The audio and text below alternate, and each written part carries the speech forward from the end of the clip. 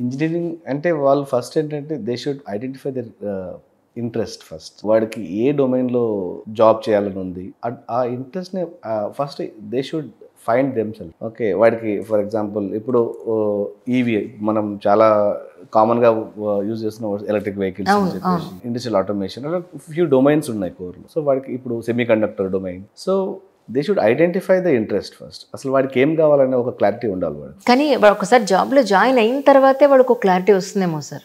జాబ్లో జాయిన్ అవ్వకుండా మనం ఏ డొమైన్లో వర్క్ చేస్తే మనం అంటే అట్లీస్ట్ వాడికి ఏంటంటే ఇక్కడ పాయింట్ ఏంటంటే వాడికి అట్లీస్ట్ కోర్ జాబ్ చేయాలన్న ఇంట్రెస్ట్ ఉండాలి ఫస్ట్.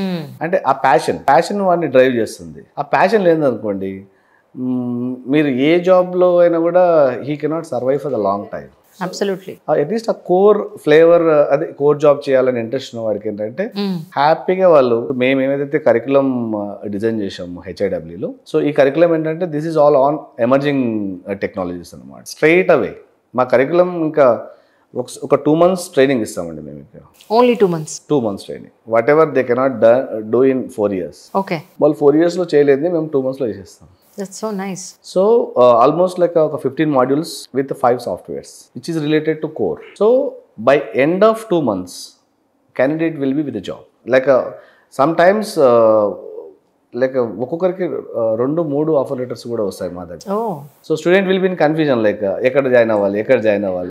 సో అప్పుడు మళ్ళీ అగైన్ ఆ team will guide them like okay వాళ్ళ ఇంట్రెస్ట్ ఏంటి, వాడి స్కిల్స్ ఏంటి. కొన్నిసార్లు family background also plays a very major role. Absolutely. ఎందుకంటే ఇప్పుడు అందరూ ఫైనాన్షియల్గా స్టేబుల్ ఉండరు. When they get multiple jobs or sir చెప్పిన పాయింట్లో ఏంటి అంటే we look at the financial background. Okay, and then HIW speciality ఏంటి అంటే right the moment they step into the organization. వాళ్ళు వచ్చి ఎంక్వైరీ కూర్చున్నప్పుడైనా లేదా ఓవర్ ద కాల్ మేము ఫస్ట్ వాళ్ళ బ్యాక్గ్రౌండే తెలుసుకుంటాం. ఎందుకు అంటే ఇప్పుడు ఇంత చేసి వాళ్ళకి ఇంత షార్ట్ టర్మ్లో అమౌంట్ కావాలి, ఇంట్రెస్ట్ ఉంది కరెక్టే, కానీ రెస్పాన్సిబిలిటీస్ ఉంటే then this will become burden. Correct. ఇష్టం ఉంది చేయాలన్నా కూడా రెస్పాన్సిబిలిటీస్ మనల్ని ఏం చేస్తాయి, ఒక వైపు చేసేస్తాయి. So that's not we want. So వాళ్ళకి అసలు ఇంట్రెస్ట్ ఎంతవరకు ఉంది, ఫ్యామిలీ బ్యాక్గ్రౌండ్ ఎలా ఉంది, అసలు తను సస్టైన్ అవుతాడా లేదా ఆ కంటెక్స్లో, ఎందుకు ఇది చూస్ చేసుకోవాలనుకుంటున్నాడు. ఓకే, రైట్ నో నేను మాట్లాడితే యాక్చువల్గా మార్కెట్లో అన్నీ ట్రై చేశాక మా దగ్గరకు వస్తున్నారు. అది ముందే వస్తే టైం సేవ్ చేసుకుంటారు చాలా. యాక్చువల్గా వాళ్ళు ఏంటంటే మేడం ఇంజనీరింగ్ అయిపోయిన తర్వాత వాడు ఎప్పుడైతే 4-1 ఎగ్జామ్స్ ఫినిష్ చేస్తాడో next second starts his golden time. So ఇలా ఎగ్జామ్స్ అవుతున్నాయి అనగానే మీ దగ్గరికి వస్తే in 2 months they'll get the job. We have like plenty of opportunities. We are associated with almost like 350 to 400 companies. Every day we get requirements from the companies. ఇక్కడ కోర్లో ఏంటంటే ఎలక్ట్రికల్లో ఎస్పెషల్గా వాళ్ళు ఈ కోర్ హెచ్ఆర్స్ ఎక్కువ టైం ఉండదు వాళ్ళకి. ఈరోజు call చేస్తారు మాకు, రేపు ఇంటర్వ్యూకి వెళ్ళాలి క్యాండిడేట్, ఎల్లుండి సెలెక్ట్ అవుతాడు వాడు, జస్ట్ నెక్స్ట్ డే జాయిన్ అయిపోవాలంతే. This is very fast. ఇప్పుడు ఐటీలో ఏంటంటే వాడు ఒక 2 semesters ముందు వస్తాడు, వాడికి ఆఫర్ లెటర్ ఇస్తారు, తర్వాత 1 సంవత్సరం తర్వాత మళ్ళీ ఇంటర్న్షిప్ అంటాడు. సో ఇక్కడ ఇదంతా ఫుల్ ఫటాఫట్ అనమాట. అంటే మా దగ్గరికి ఎందుకు వస్తారు కంపెనీస్ అంటే ఫస్ట్ థింగ్ మా curriculum, the way we train the candidates. Second thing ఏంటంటే రెడీలీ అవైలబుల్ ప్రోడక్ట్స్. లైక్ మేము రా గోల్డ్ని we are making them as ornament.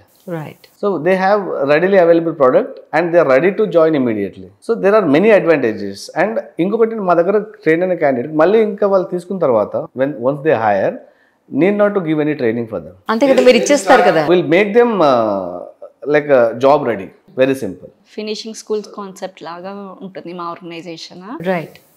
So ఇప్పుడు whenever a candidate comes in, మేము కూడా సైకలాజికల్గా మా టీమ్ ఎలా ఉంటారు అంటే they observe all traits of candidate, how is behaving, how is psychological things are there, how is able to talk it.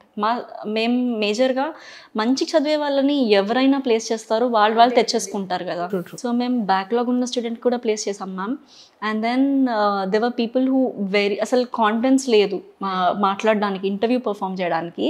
Will not believe వాళ్ళు అసలు ఎక్సలెంట్ జాబ్స్లో ఉన్నారు, మంచిగా పర్ఫామ్ చేస్తున్నారు. ఒక ఇంటర్వ్యూ క్రాక్ చేయడం వాళ్ళకి అర్థమైపోతే then they can move forward కదా. అవునవును.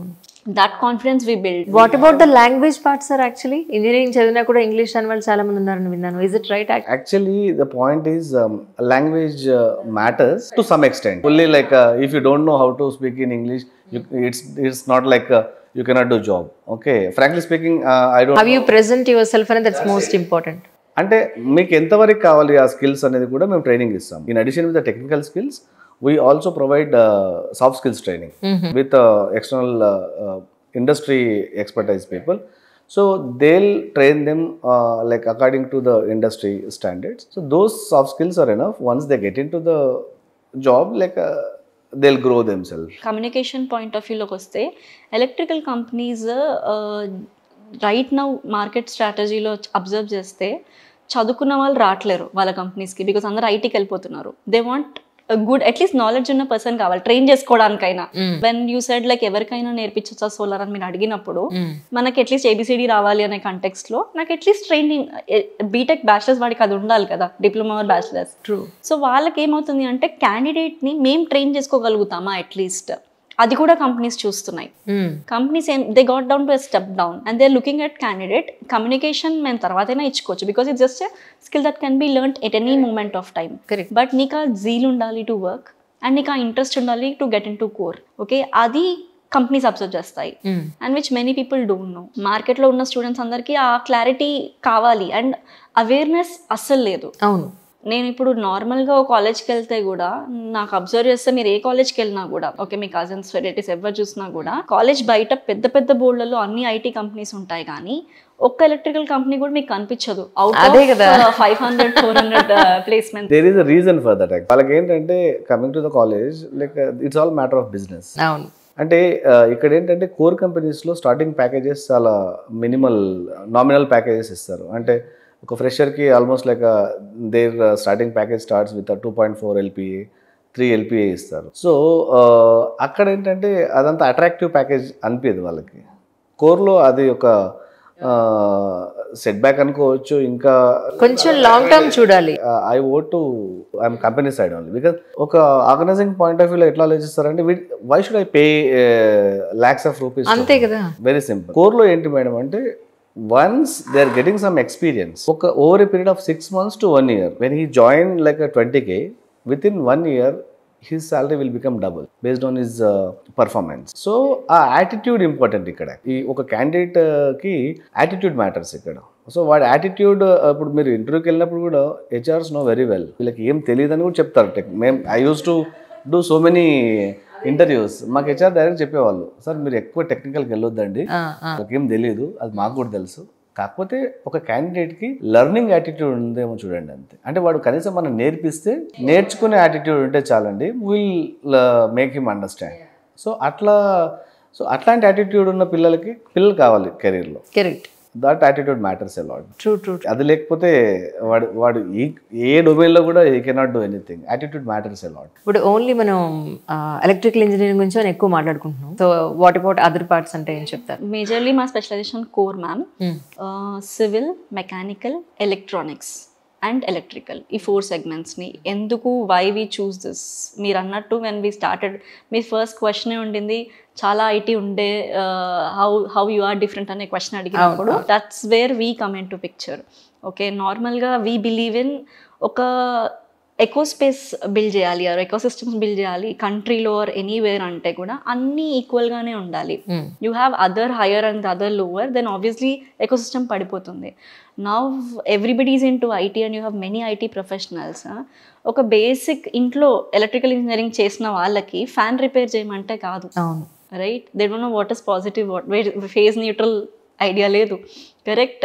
సో అక్కడ నుంచి అవేర్నెస్ కావాలి ఫస్ట్. అది industrial exposure lacking first point. Okay, basic పాయింట్లో అదే మన పేరెంట్స్ కానీ వాళ్ళు తీసుకుంటే వాళ్ళు జస్ట్ ఐటీఐ చేసి ఉండొచ్చు లేదా డిగ్రీ చేసి ఉండొచ్చు, కానీ ఫాస్ట్గా మా డాడీ అది రిపేర్ అయిందంటే నెక్స్ట్ మూమెంట్ వెళ్ళి దాన్ని రిపేర్ చేస్తారు, అవునా కదా?